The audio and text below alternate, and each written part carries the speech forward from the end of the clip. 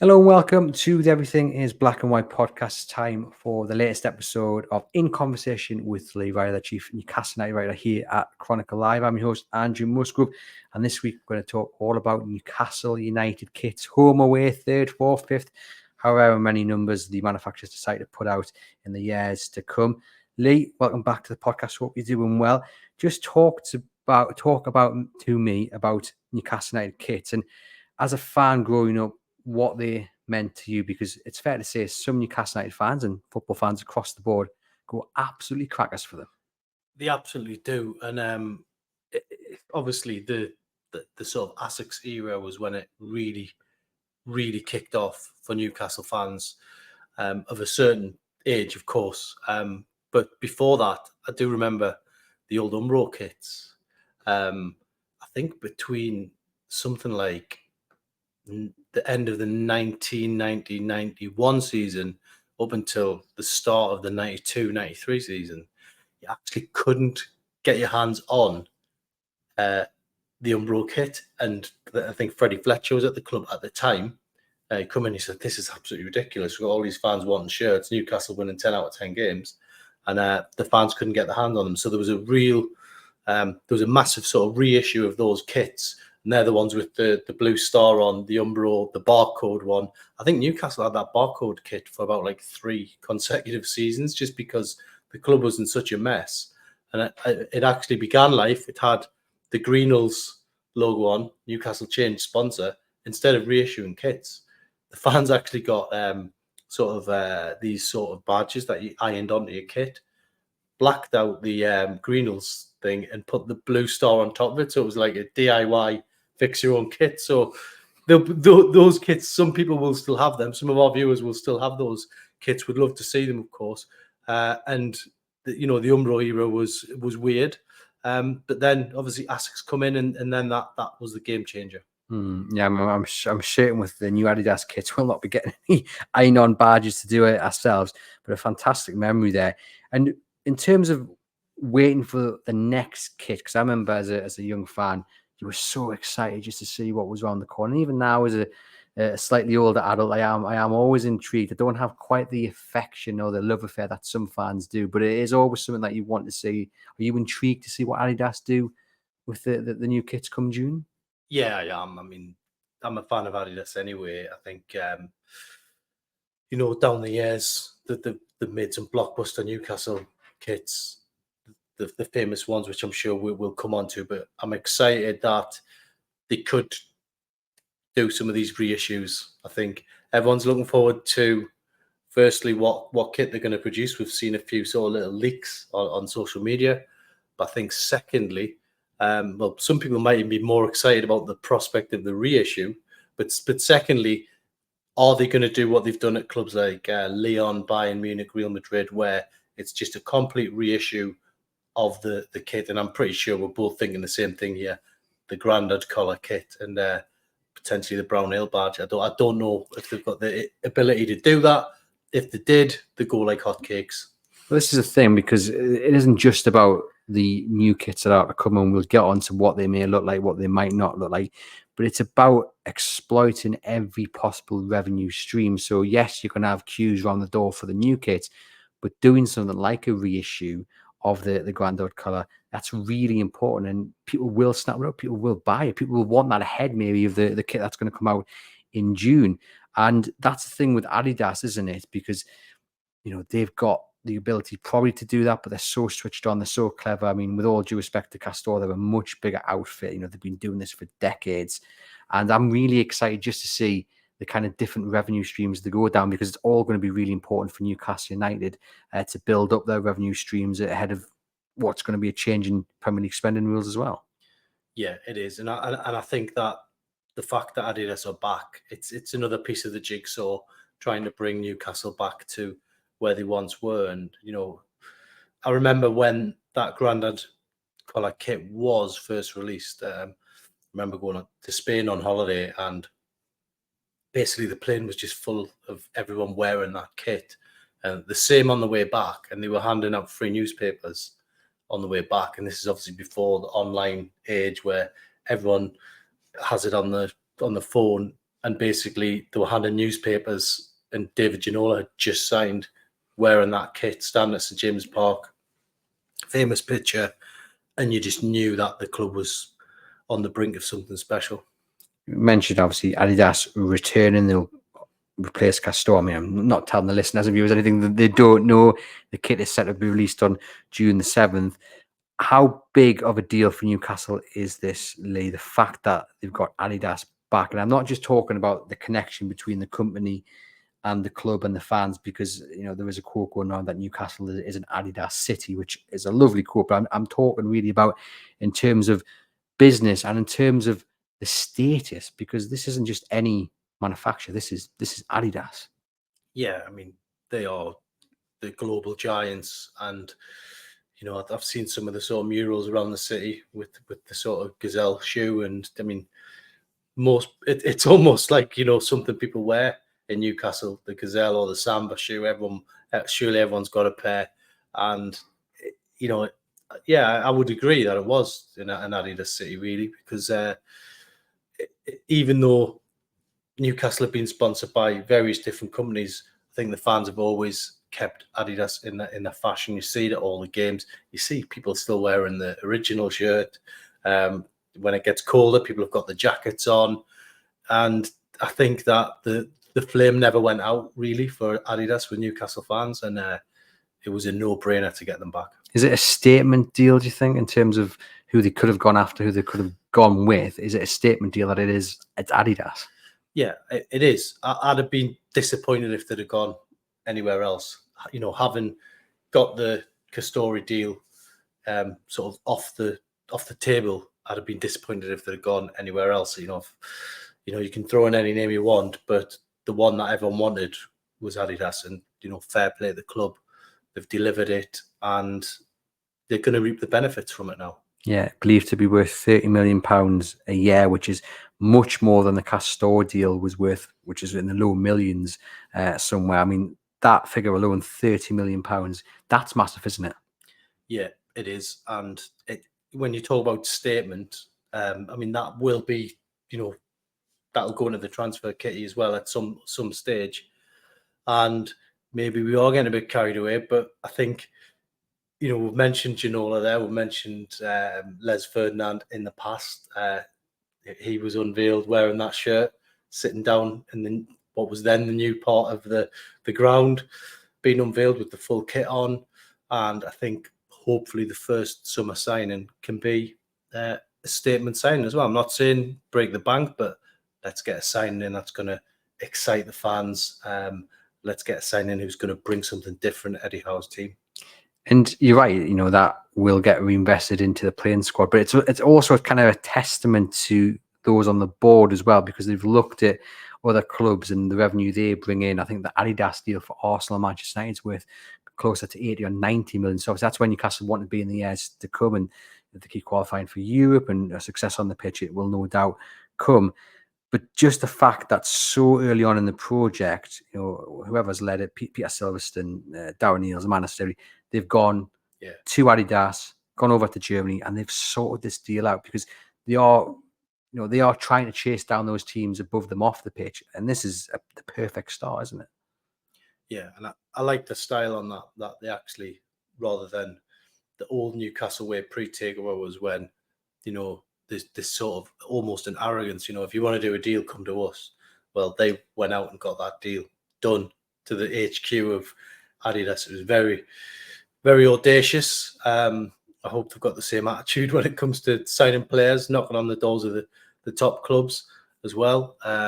And yeah, that puts them in the same league manufacturer-wise as Real Madrid, Bayern Munich, all the top clubs around the continent. So hopefully, this is the start of special times. Yeah, fingers crossed. Now, there was a fantastic article in the Eye earlier in the week, and they talked to a gentleman called Craig Douglas, who has been an advisor to Adidas for these new kits that will be launched next month. And some really interesting quotes that he's given.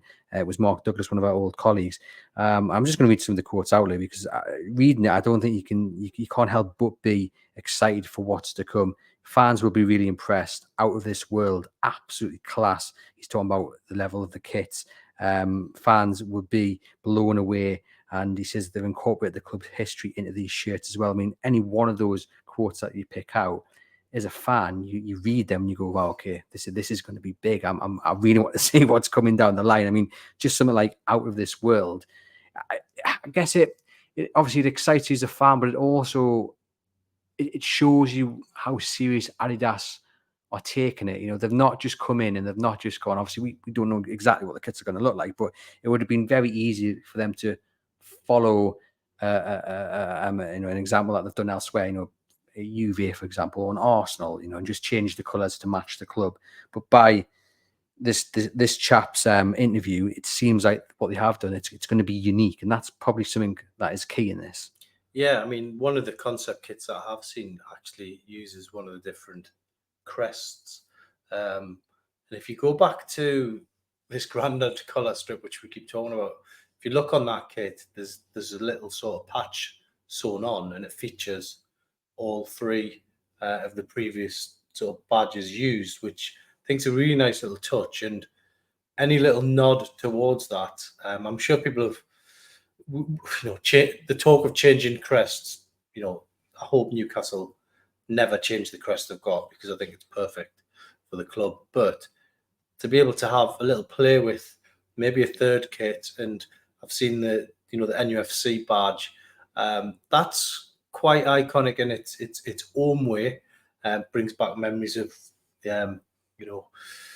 Gaza wearing it at Newcastle. So any little nod towards the history, but without ripping it up altogether, I think is a good thing. And again, we have seen that with some of the other kits from the elite clubs. That's what Adidas call them, and I think we are going to be classed as an elite club with Adidas. Do you think when Newcastle went knocking on the door and they said, we want you to make a kit again, do you think it was a pretty easy decision if the figures all matched up for Adidas? Do you think it was a no-brainer? Yeah, because they know the history as well. They know that people still talk about that Newcastle team that almost won the league. Something we probably think about far too often. Something that I hope we'll never stop thinking about, the style of football of that team. But I just hope that one day we can eclipse what that team did and actually put a trophy on the table. Which would be nice. And doing it in an Adidas made shirt would be probably the perfect way to do it as well. And the concept kits that are doing the rounds, the same ones are now really gathering pace. And we've the away kit seems to be or suggested that's going to be a nod to the maroon and blue stripes across away kit back in the mid-90s, Entertainers one, which everyone absolutely loves. And then you mentioned there the kind of the third kit with the changing crest, and it's the white with green kind of on the arms, which seems to be a throwback to maybe one of the forgotten kits. I'm sure someone will argue with me and say it's definitely not, but it reminds me from what I've seen of the kit in the mid or the early 2000s, the white one, which seems to be forgotten, which I always liked. Do you understand Bobby Robson? I think when I looked at it, it reminded me of the Ruud Gullit era. Was it that? Yeah, maybe I've gone a couple of years too. I think we're talking about 98, 99 season. Your memory is certainly better than mine. I think that probably is the one that I'm talking about. I remember having it as a kid. And maybe I've got my dates mixed up. But yeah, I think we are talking about the same kit. So I think it was the summer that they signed Alan Goma. Yeah, I've just searched it here on eBay. That's the one, isn't it? Yeah. Now that is a nice kit. Yeah. It's got the sort of blue star badge on it. But when you look at it, so yeah, as Lee's explaining there, you've got it's white, and then the kind of the outset of the arms and the sleeves are green, 2 black stripes running down either, kind of a black collar with a green outlay as well. It's a nice kit, big fan of it, but it's quite if that is going to be similar to the one they're releasing this summer, it's a little bit of a left field choice, isn't it? You can see why they might go after the blue and maroon one as the away kit because it's got such a connection to the fan base. It's probably the away kit more than any other that people absolutely love. I mean, I've got kind of a replica one of it. You know how you get these companies that do sell them. I think the club shop used to. So you can understand that one, but this one, I think it's a very left field choice, and I'm all for it. Yeah, if you gave me a piece of paper and said, "Can you write down 5 potential third kits?" I probably wouldn't have picked that. I wouldn't either. No. But it's one where, see, that reminds me of an era where I was, as a fan, I was quite excited that summer because it was basically Ruud Hullit's sort of first sort of tilt at it, and he was going to sort the defense out, and bringing in Marcelino, Alan Goma, was meant to do it. And Frank Dumas, let's not forget Frank Dumas, a very good player, but just at the wrong time. And yeah, for me, I wouldn't have picked that, but it does bring back sort of a summer that I was very optimistic. And I remember in the pink, there was a big poster of Ruud Gullit wearing that kit. And I think he actually wore it in a preseason friendly as well, if I'm not mistaken, because he did play. He came on as a sub in one of the preseason friendlies. Yeah, he came on against Reading, I think it was. And I think it was, I remember doing an interview with Nobby Sloan about it, and he said that the players didn't like that at all, because it was basically him saying, "I'll show you how to do this properly, boys," and went on and done it. And I think that probably was a beginning of the end for Ruud Gullit. But look, what a player. Just not a very good manager for Newcastle at the time. Although he did get Newcastle to an FA Cup final. So, couldn't have been that bad. No, spot on with that. But what a kit that will be, if that is indeed the kit that comes out. The other thing that's quite noticeable is the fact that they're doing a full refit of the club shop. They're going to temporarily move the club shop just over the road onto the car park there, while they kit out the permanent store, which is fantastic. That is investment that they didn't need to do. I mean, Castor just went in and kind of replaced, obviously, the Puma strips with their strips, which is what most people would actually do. But Adidas are taking everything very, very seriously. Not to say Castor win, but I'm just talking about they're really going up a notch here. They're putting money into the club shop, and they're going to make it much more than just the kits, aren't they? They're going to make this a whole rounded experience for fans, which is another nod to how serious they're taking it. Yeah, it is. And I've got memories as well, and I'm sure you have, that there was so many club shops around the city centre at one point, wasn't there? And there was somewhere where fans could go and spend the hard-earned money. In this very shopping complex we're in now, in Eldon Square, there was a huge club shop that got taken away, Monument Mall as well. And I think if you want to be serious about being a top club, you have to have a downtown presence. And, it's got to be hitting you pretty much as soon as you get to Central Station, as soon as you're flying in Newcastle Airport. It's got to be hitting you that you're at the home of Newcastle United. And I hope that the marketing people around it all will understand that. I'm sure they will, because, this city thrives on exciting times, and hopefully now we're at the start of another great era. Well, if Adidas needed confirmation that they've done the right thing by coming on board, just the reaction to the murals on the walls that you mentioned earlier in the show would have been enough, because people were over the moon with it, weren't they? And I'm sure War Flags hang a flag off the Tyne Bridge as well, which was a planned kind of unveiling of the deal coming together. And just the reaction of what we've seen so far, a face or two on the wall, the just looking at plans for this temporary structure, it shows you how much the fans cannot wait for the relationship with Adidas to begin again.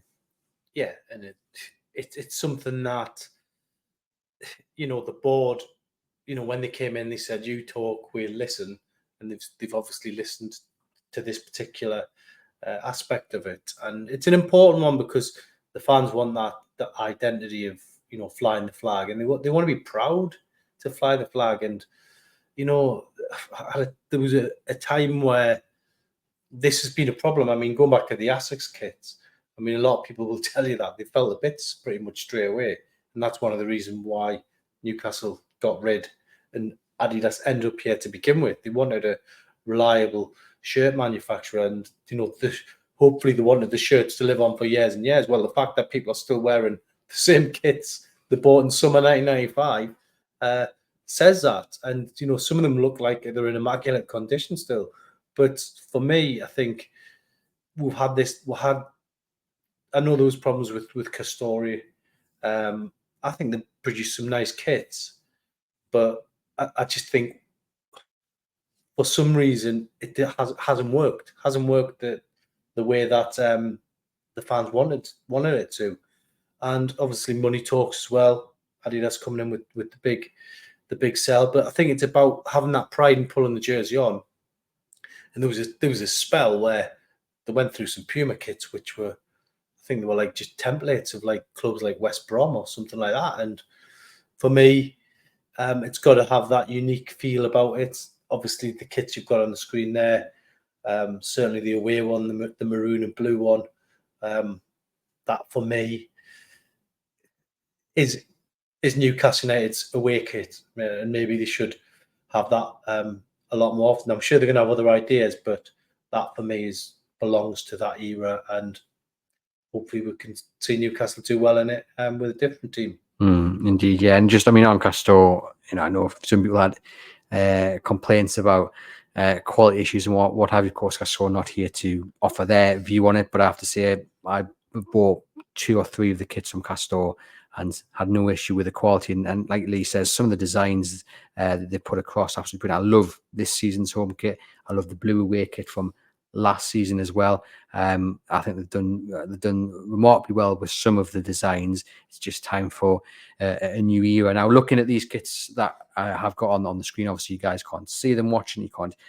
hear it, but you would have seen them on social media. Lee mentioned there the red, the maroon and blue one. We've talked about the white and green one. It's the home one I want to talk about now, though, with a thick black stripe down the middle, thin black stripes on the outside, and then thick white stripes filling in the gaps. Are you a fan of the thick stripes, or are you a fan of the thin stripes? I think that looks really good. I'm a fan of that one black. I'm trying. I mean, just looking at that there, in the cool light of day, that it does have. It feels like it's a bit of a nod to the 2001-2002 season. The Sir Bobby Robson season where they finished in the Champions League place. So that's looking at the outlook of it. I'm not sure. I think that was more black and white stripes, was it not? 2001. I think had a few more black and white stripes on than that one. That looks bolder, but that's what it reminds me of. Just have a quick look here to get an SEO. Okay, I can see it. So yeah, it did had more stripes on. Yeah. I mean, this is the beauty of it, is it? Until they actually gets released, we don't know what it's going to look like. But I love the fact that we sit here and we debate: are we a bigger fan of thicker stripes or thinner stripes? And that's exactly the conversation our listeners and viewers will be having as well. And that's how much Newcastle United fans really care about the kits, which says something. It's probably why Adidas decided to get back involved again. But yeah, I'm a fan of that one on the screen. Whether, of course, it'll look exactly like these 3 that we can see now remains to be seen. But I know people hated the barcode kit when it first came out. They really disliked that with a passion. Some people, but it ended up being Newcastle's kit for 3 full seasons. It was almost like they were never going to get rid of it. But looking back at it, it grew on people. Because they have the reissue, which I spoke about at the start of this. And I mean, they had no choice for it to grow on them because they were stuck with it. But it'll still be that barcode kit by Umbro will still be remembered as a great kit, I suppose. If you could only have one Newcastle United kit for the rest of the time, Lee, which one would it be? Oh, that's a tough question. That I mean, obviously the Grandeur colour would be right up there, but perhaps the V-neck with NTL on from Sir Bobby Robson era would be a particular favourite. I guess that wouldn't give you the breweries or the brown ale sponsor, which we all love as well. I'm a big fan of the 99 one that they wore with the round collar, Shearer scoring against Spurs in the semi-final. Big fan of that one.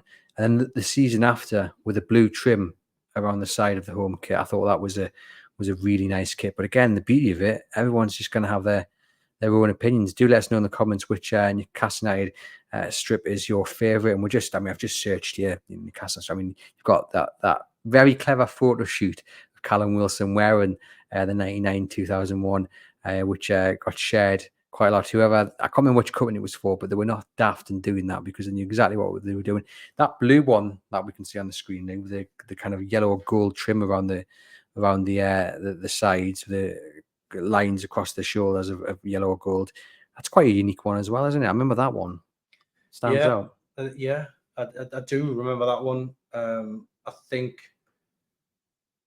at a time where Newcastle were struggling, I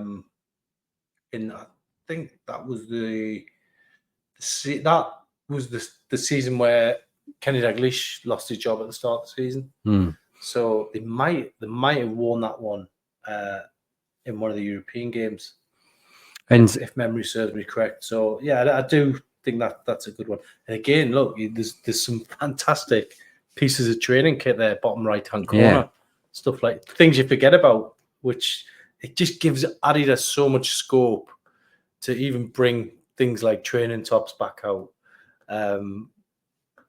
Bench jackets. They've got such a massive catalogue to do things that are going to excite fans for years to come. Yeah, and it's all just a massive benefit to Newcastle United, especially in the search for extra revenue to put back into the club, because Adidas will know exactly how to exploit what the fans want, and they'll be bringing out these training kits, and they'll be bringing out these jackets and hats and everything you can possibly think of, because they've been here before and they know exactly how to make as much money as possible, all for the benefit of the club. Just to sign off then, Lee, what are you expecting? What are you hoping from Adidas in terms of what it brings Newcastle status, what it brings Newcastle in revenue, and what it brings the fans in terms of the strips that we can hope for, not just for next season, but the seasons to come? Yeah, well, I think it brings the pride back to the club first and foremost, and as I say, the supporters, have dreamed of this day when it comes back, and I'm sure, there'll be a buzz around the city when the day that kit's released, because people they'll be going out to buy it, they'll be putting it on straight away, they'll be going for a few beers around the city. It'll probably be a nice day given it's June, although you never know Newcastle. But look, it'll be a proud day when it comes back, and when you eventually do see the team line up, the photograph for the new season, then I think that might turn into a bit of a collector's item for some people. So exciting times ahead. Couldn't have put it better myself. And the kit's set to be released on June the 7th, so not too long to wait, just over a month or so. Thank you very much for tuning in to the latest episode of In Conversation with Lee Ryder via the Everything is Black and White podcast. Please give a thumbs up on the video on YouTube, and if you're listening on the audio platform, thank you as always for tuning in. Leave us a rating and review if you haven't done already. Head over to chroniclelive.co.uk for all the latest Newcastle United news. And for myself and Lee, we'll see you